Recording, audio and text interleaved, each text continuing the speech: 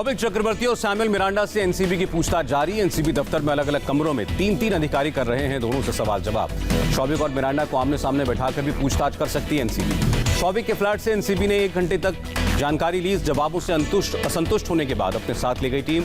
NCB ने शौविक के mobile, laptop और सभी गैजेट जब्त किए। पूछताछ के बाद काफी घबराया हुआ था शौविक। एनसीबी के जोनल हेड समीर वानखेड़े के नेतृत्व में की गई थी रेड। एनसीबी की 5 टीमें शामिल थी। एक ड्रग पेडलर के घर भी की गई छापेमारी। रिया के घर की चप्पे चप्पे की तलाशी। घर में रिया, शौविक और उनके पिता भी मौजूद थे। एनसीबी की टीम ने घर के अलावा दूसरी जगहों पर भी सर्विस सर्च की। शौविक की कार की तलाशी करते देखे अधिकारी। रिया के घर मुंबई पुलिस की 2 लेडी कांस्टेबल भी पहुंची। रेड के दौरान घर के बाहर तैनात रहीं। शौविक और मिरांडा की मुश्किलें बढ़ सकती हैं। बासित परिहार, जैद और कैजान ने शौविक और मिरांडा को ड्रग्स सप्लाई करने की बात कही। शौविक के हिरासत में लेने के बाद बोले वकील विकास सिंह, एनसीबी की जांच से खुलासा होगा। विकास सिंह का दावा 2019 से पहले सुशांत बिल्कुल ठीक थे। रिया के आने के बाद से ही वो परेशान हुए। अब्दुल बासित परिहार के बयान से शौविक पर बड़ा खुलासा। ड्रग सिंडिकेट का एक्टिव मेंबर है शौविक चक्रवर्ती। शौविक के कहने पर बासित ने जैद, कैजान से खरीदी ड्रग्स। शौविक ने बासित को कई बार ड्रग्स मिरांडा को देने का ऑर्डर दिया। ड्रग पेडलर अब्दुल बासित को 9 सितंबर तक एनसीबी की रिमांड में भेजा गया। बासित ने शौविक के साथ रिश्तों की बात कबूल की। कॉर्नरस्टोन कंपनी के मालिक बंटी सचदेव से भी सीआई ने की पूछताछ। कॉर्नरस्टोन कंपनी के सीईओ हैं बंटी। सीबीआई ने उदय सिंह गौरी से भी पूछताछ की। सुशांत की मौत से पहले रमेश तौरानी और निखिल अडवाणी से कराई थी बात।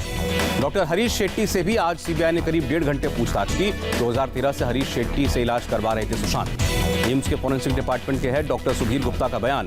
पोस्टमार्टम जांच पूरी होने पर सीबीआई को सौंपेंगे रिपोर्ट। चाबी वाले का नया खुलासा। रफीक ने कहा 14 जून को पिठानी ने दरवाजे की गलत फोटो भेजी थी। रफीक चाबी वाले का दावा, दरवाजा कंप्यूटराइज था, चाबी से ही खुलता। सुशांत के पिता के वकील विकास सिंह ने चाबी को लेकर सवाल उठाए। कहा चाबी का मिसिंग होना बहुत गंभीर बात। एनसीबी की कार्रवाई के बाद सुशांत की बेंच श्वेता सिंह कीर्ति ने जमकर तारीफ की। ट्वीट करके कहा गुड गोइंग एनसीबी। कंगना ने किया मुंबई वापसी का ट्वीट। कहा 9 सितंबर को वापस लौटूंगी, किसी में हिम्मत है तो रोक ले। रिया और शौविक का सबसे नया ड्रग चैट सामने आया। 15 मार्च 2020 को हुई चैट में रिया ने लिखा वो दिन में 4 बार स्मोक करता है, उस हिसाब से प्लान करना। शौविक ने पूछा क्या उसे बड चाहिए। रिया ने हाँ कहा। इस पर 5 ग्राम बड लेने की बात कही। ड्रग्स केस में कन्नड़ एक्ट्रेस रागिनी की मुश्किलें बढ़ी। सीसीबी की टीम ने बेंगलुरु में रागिनी को हिरासत में लिया।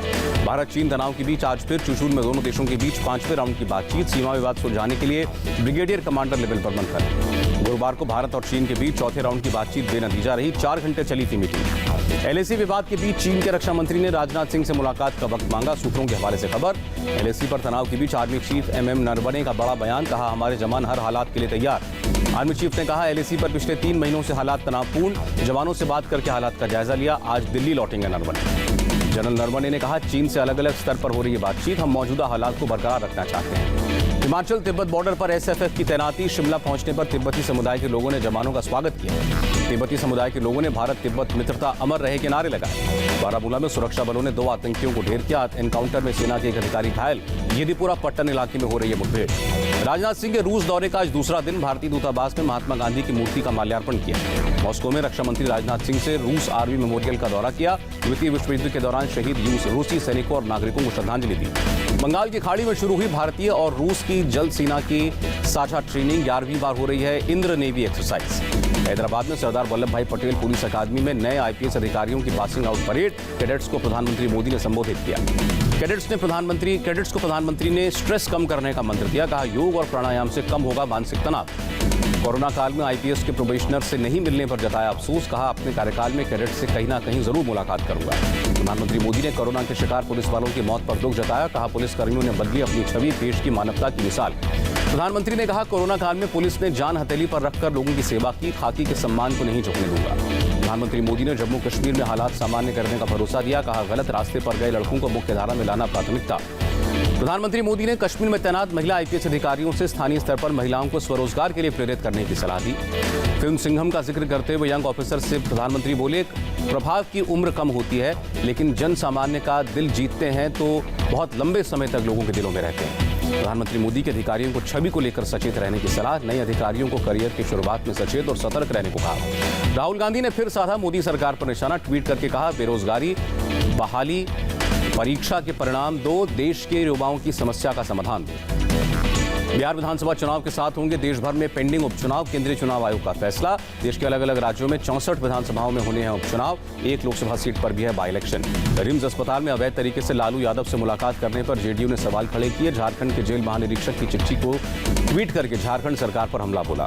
छत्तीसगढ़ के सीएम ने गृह मंत्री अमित शाह को चिट्ठी लिखी। नक्सल विरोधी कार्यक्रम को बेहतर ढंग से चलाने के लिए मदद मांगी। पश्चिम बंगाल में 9 और 10 सितंबर को चलेगा विधानसभा सत्र। गाइडलाइंस के मुताबिक सदस्यों के बैठने की व्यवस्था होगी। बेंगलुरु हिंसा मामले में मुख्यमंत्री येदियुरप्पा को रिपोर्ट सौंपी गई। रिटायर्ड मुख्य सचिव मदन गोपाल की अध्यक्षता वाली समिति ने तैयार की रिपोर्ट। इलाहाबाद हाईकोर्ट के लखनऊ बेंच से पूर्व मंत्री गायत्री प्रजापति को जमानत मिली। 2 जमानती और 5 लाख की जमानत राशि पर 2 महीने की बेल। देश में कोरोना ने फिर बनाया नया रिकॉर्ड। एक दिन में 83,341 पॉजिटिव केस। देश में एक दिन में कोरोना से 1,096 मौतें। अब तक वायरस ने 68,472 की जान ली। भारत में 30,37,000 से ज्यादा कोरोना संक्रमित ठीक हुए। एक्टिव केसेस से 4 गुना ज्यादा। स्वास्थ्य मंत्रालय का बयान। भारत में प्रतिदिन 10 लाख लोगों में 2,792 लोग कोरोना संक्रमित मिल रहे हैं। ये दुनिया में सबसे कम है। देश भर में अब तक 4 करोड़ 66 लाख से ज्यादा टेस्ट हुए। पिछले 24 घंटे में 11,69,000 सैंपल्स की जांच। राजस्थान बीजेपी प्रदेश अध्यक्ष सतीश पूनिया कोरोना संक्रमित, घर पर ही आइसोलेट। देश भर में 5 राज्यों में सबसे ज्यादा active case. Tamil Nadu, UP, Karnataka, Andhra Pradesh और महाराष्ट्र में 62% मामले। दिल्ली में 2 महीने में सबसे ज्यादा कोरोना केस। एक दिन में 2,737 लोग संक्रमित। दिल्ली में कोरोना के बढ़ते मामलों पर स्वास्थ्य मंत्रालय का बयान। संक्रमण रोकने के लिए दिल्ली सरकार के साथ मिलकर कर रहे हैं कोशिश।